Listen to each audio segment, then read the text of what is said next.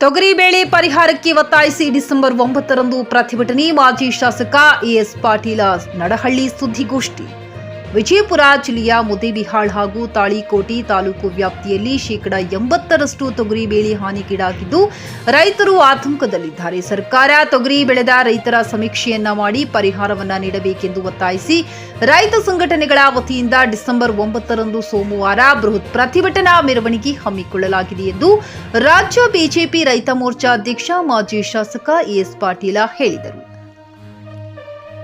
ಭಾನುವಾರ ಪಟ್ಟಣದ ವಿಠಲ ಮಂದಿರದಲ್ಲಿ ಕರೆದ ಪತ್ರಿಕಾಗೋಷ್ಠಿಯಲ್ಲಿ ಅವರು ಮಾತನಾಡಿ, ಅಂದು ಬೆಳಗ್ಗೆ 10:30 ಗಂಟೆಯಿಂದ ಪಟ್ಟಣದ 4 ಮಾರ್ಗಗಳಿಂದ ತಾಲೂಕಿನ ಸಾವಿರಾರು ರೈತರು ತಮ್ಮ ಟ್ರ್ಯಾಕ್ಟರ್ ಸಮೇತ ಈ ಪ್ರತಿಭಟನೆಯಲ್ಲಿ ಭಾಗವಹಿಸುತ್ತಾರೆ ಎಂದರು. ಪ್ರತಿಭಟನಾ ಮೆರವಣಿಗೆ ಬಸ್ ಡಿಪೋದಿಂದ ಆರಂಭವಾಗುತ್ತದೆ ಎಂದ ಅವರು, ಸರ್ಕಾರ ತೊಗರಿ ಬೆಳೆ ನಾಶಕ್ಕೆ ಸಮೀಕ್ಷೆಯನ್ನ ಮಾಡಿ ಪರಿಹಾರವನ್ನ ಕೊಡಬೇಕು ಎಂದು ಒತ್ತಾಯಿಸಲು ನಿರ್ಧರಿಸಲಾಗಿದೆ ಎಂದು ತಿಳಿಸಿದರು. Mehboob Guntakal, GK news Kannada, Muddebihal. ದಾಳಿಂಬ್ರಿ ದ್ರಾಕ್ಷಿ ಅವಕ್ಕೆ ಫಸ್ಟ್ ಎಫೆಕ್ಟ್ ಆಗೈತಿ. ಮತ್ತು ಅವೆಲ್ಲ ಚಲೋ ಬೆಳೆದವಲ್ಲ. ಈ ತೊಗರಿ ಗಂಟೆ ಬಂತಾನೆ ಇದು ಮಂಜೆ. ಮೂರನೇದು ಹೇಳ್ಬಿಡ್ತೀನಿ ನಿಮಗೆ,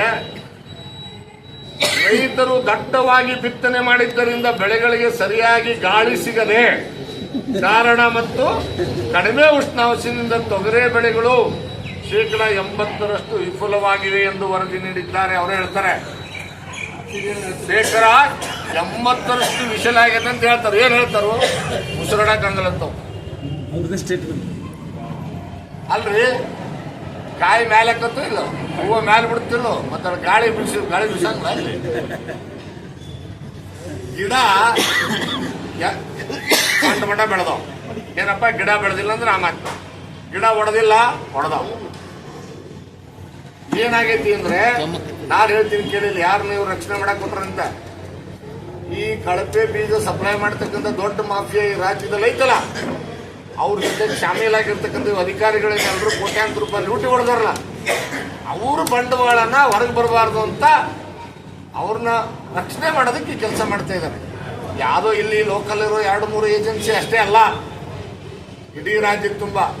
ನೋಡ್ರಿ, ಬೀಜ ತಯಾರು ಮಾಡ್ಬೇಕಾದ್ರೆ ಮೊದಲು ಅವ್ರು ಏನ್ ಮಾಡ್ಬೇಕು, ಬೀಜ ಸಪ್ಲೈ ಮಾಡೋ ಏಜೆನ್ಸಿಯವರು ಎಲ್ಲಿ ಬೀಜ ಸಪ್ಲೈ ಮಾಡ್ತೀವಿ, ಎಲ್ಲಿ ಬೀಜ ತಯಾರು ಮಾಡ್ತೀವಿ ಅಂತ ಹೊಲ ಸರ್ವೆ ನಂಬರ್ ಕೊಡ್ಬೇಕು. ಅಲ್ಲಿ ಯಾವ ಬೀಜ ಹಾಕ್ಬೇಕಂತೇಳಿ ವಿಶ್ವವಿದ್ಯಾಲಯದವರು ಕೃಷಿಯಿಂದ ಸಂಶೋಧಿತ ಬೀಜಗಳನ್ನು ಅವ್ರಿಗೆ ಕೊಡ್ಬೇಕು. ಅದರಿಂದ ಆ ರೈತರು ಬೀಜ ಬೆಳಿಬೇಕು. ಬೆಳಿ ಹೊತ್ನಾಗ ಹೋಗಿ ಇವರೆಲ್ಲ ಇನ್ಸ್ಪೆಕ್ಷನ್ ಮಾಡ್ಬೇಕು. ವಿಜಿಲೆನ್ಸ್ ಕಮಿಟಿ ಇರ್ತದೆ, ಅದಕ್ಕೆ ಅವಕ್ಕ ಪೋಷಕಾಂಶಗಳು, ಸೂಕ್ಷ್ಮಾಣು ಪೋಷಕಾಂಶಗಳನ್ನ ಹಾಕಿ ಬಳಸಬೇಕು. ಅದಕ್ಕೇನಂತಾರೆ ಗೊತ್ತಾ, ಮೈಕ್ರೋ ನ್ಯೂಟ್ರಿಯೆಂಟ್ಸ್ ಅಂತಾರೆ.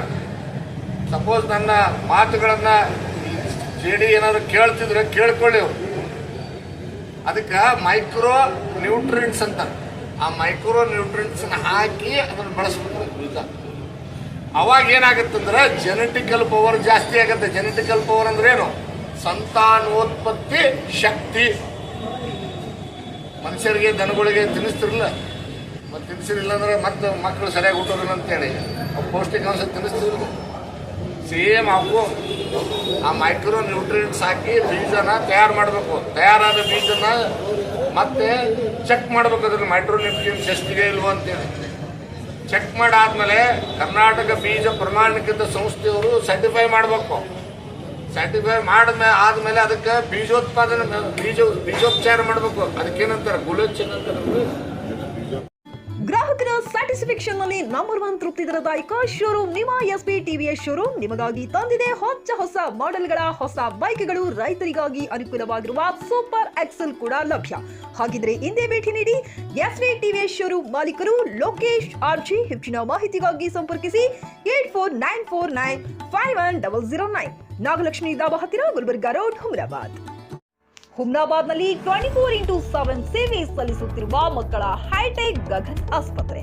ಬೀದರ್ ಜಿಲ್ಲೆಯ ಜನರಿಗೆ ಈಗ ತಮ್ಮ ಮಕ್ಕಳ ಆರೋಗ್ಯದ ಬಗ್ಗೆ ಚಿಂತೆ ಬೇಡ. ನಿಮ್ಮ ಜಿಲ್ಲೆಯ ಹುಮ್ನಾಬಾದ್ನ ಗಗನ್ ಆಸ್ಪತ್ರೆ ನೋಡಲು ಸುಂದರವಾದ ಕಟ್ಟಡ ಅಷ್ಟೇ ಅಲ್ಲದೆ ಮಕ್ಕಳಿಗೆ ತರಹದ ಆಟದ ಮನರಂಜನೆ ಜೊತೆಗೆ ಅತ್ಯುತ್ತಮ ಚಿಕಿತ್ಸೆ ನೀಡಲಾಗುತ್ತದೆ.